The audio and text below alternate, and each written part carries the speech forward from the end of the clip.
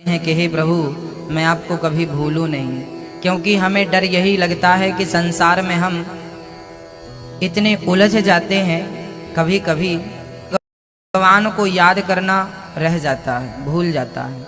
तो भगवान से यही प्रार्थना करें कि प्रभु हम इतने भी बिजी ना हों कि हम आपका स्मरण करना ही भूल जाएं, आपका चिंतन करना ही भूल जाएं।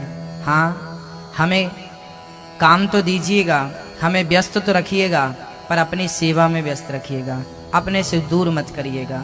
आइए गोविंद से यही प्रार्थना करते हैं कि प्रभु हमें अपने से दूर मत करिएगा। सभी लोग गाएंगे मेरे संग। न भूलूं मैं तुझको हे दाता दयालु, इसी जन्म में नाथ तुमको मैं पालूं। एक बार मेरे संग गाइएगा।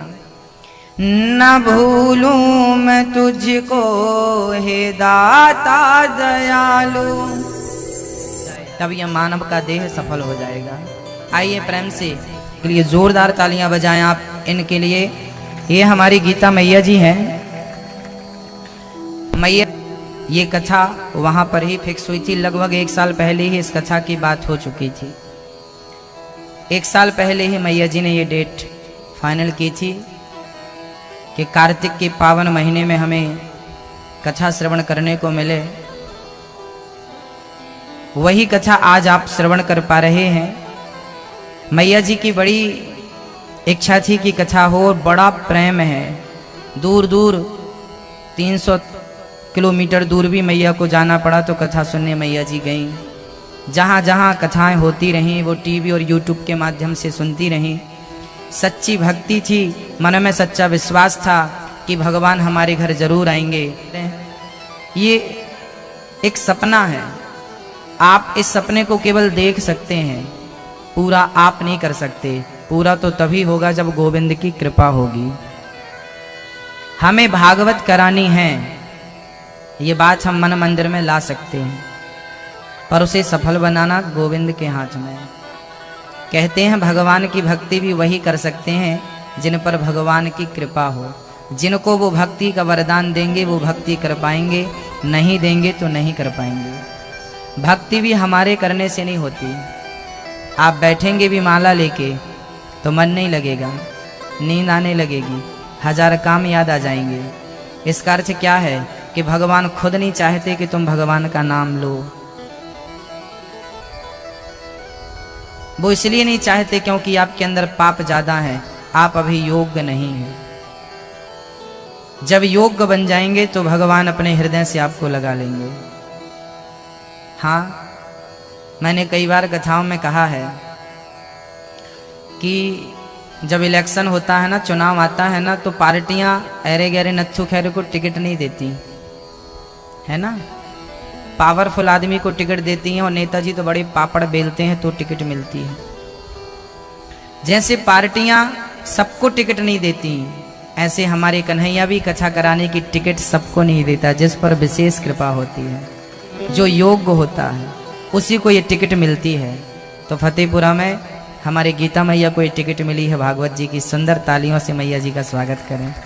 ये कथा कराएं यहाँ पर और यहाँ के लोग उस कथा का रसपान करें। ये निमित्त मैया को बनाया कि नहीं। अब आप 7 दिन इस गंगा में डुबकी लगाएंगे और केवल आप नहीं, टीवी पर साधना टीवी के माध्यम से पूरा देश इस कथा को श्रवण कर रहा है। हमारे टीवी पर जो जुड़े भक्त हैं वो भी बड़े उतावले रहते हैं। बहुत सारे भक्त तो फोन लगाकर बोलते हैं कब से कथा होनी है, कब से कथा होनी है।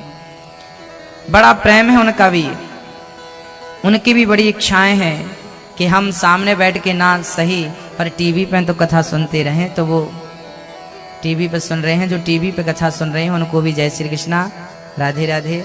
आपको भी जय श्री कृष्णा, राधे राधे। कथा, भागवत की कथा एक विशाल कथा है। क्या है ये कथा? भैया रहने दो, ठीक है।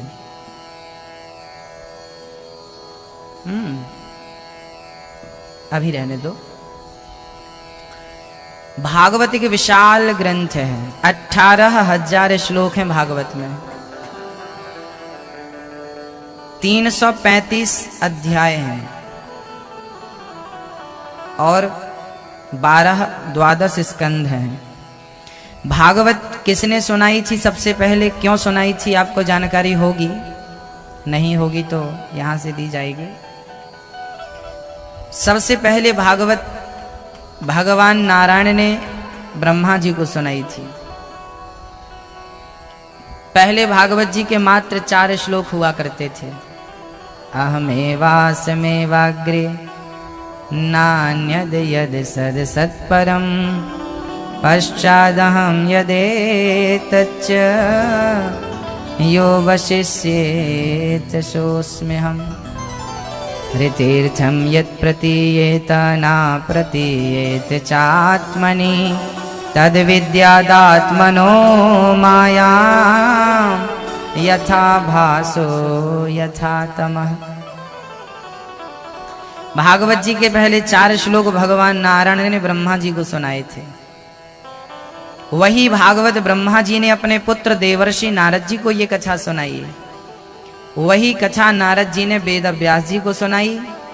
वही कथा वेद व्यास जी ने 4 श्लोकों का विस्तार करके 18,000 श्लोक किया। और वही भागवत की कथा सबसे पहले 18,000 श्लोकों की कथा सबसे पहले व्यास जी ने श्री सुखदेव भगवान को सुनाई। उन्हीं सुखदेव भगवान ने जब राजा परीक्षित को 7 दिवस में मरने का श्राप लगा तो उन्होंने सुखदेव जी ने राजा परीक्षित को 7 दिन की कथा सुनाकर उन्हें मोक्ष का अधिकारी बनाया। इस कथा को श्रवण करने से क्या होता है? बोले इस कथा को श्रवण करने वाला व्यक्ति मोक्ष का अधिकारी हो जाता है। ये राजा परीक्षित इसके उदाहरण है, सबूत हैं, प्रमाण है। सबसे पहले राजा परीक्षित का इस कथा से उद्धार हुआ, उसके बाद धुंधकारी का उद्धार हुआ, उसके बाद तो बहुत सारे लोगों का कथा के माध्यम से उद्धार हुआ, कल्याण हुआ। राजा परीक्षित को 7 दिन में मरने का श्राप लगा था। जिस व्यक्ति को 7 दिन में मरना हो, जिसकी जिंदगी मात्र 7 दिन ही हो, उसे क्या करना चाहिए? उसका कर्म क्या है, कर्तव्य? आप कह रहे हैं नहीं देखेंगे, पर हनुमान जी से भी ऐसी बात किसी ने पूछी थी। हनुमान जी से किसी ने पूछा था क्यों भगवान कहाँ हैं? तो हनुमान जी ने कहा था राम तो मेरे हृदय में है। उस भक्तों, आप कह रहे हैं कि भगवान मन में रहते हैं, दिल में रहते हैं, हृदय में रहते हैं ना। भगवान ना तो हृदय में रहते हैं, ना मन में रहते हैं, ना दिल में रहते हैं, ना मंदिर में है, ना गुरुद्वारे में है, ना कण कण में है, ना वृंदावन में है, ना हरिद्वार में है, ना काशी में है, ना अयोध्या में है। भगवान कहीं नहीं है। क्या आप बता सकते हैं कि भगवान कहाँ हैं? भक्तों, भगवान मंदिर में, तीर्थों में, कण कण में, हृदय में नहीं होता। भगवान तो भक्त के विश्वास में होता है। यदि विश्वास है तो भगवान मेरे मन में है, और विश्वास नहीं है तो वो कहीं नहीं है। विश्वास है तो कण कण में है। विश्वास का सब्जेक्ट है भक्तों। कोई कहता है कि भगवान यहाँ है, कोई कहता है भगवान मंदिर में, ना, कहीं नहीं है भगवान। भगवान है तो केवल भक्त के केवल विश्वास में है। कहाँ है मेरी माँ? जोर से बोलो, विश्वास में। प्रहलाद को विश्वास था किस खंबे में भगवान है? भगवान तो प्रहलाद के विश्वास में थे। विश्वास था इसलिए भगवान को आना पड़ा। विश्वास नहीं है तो नहीं आते वो। नरसिंह मेहता को विश्वास था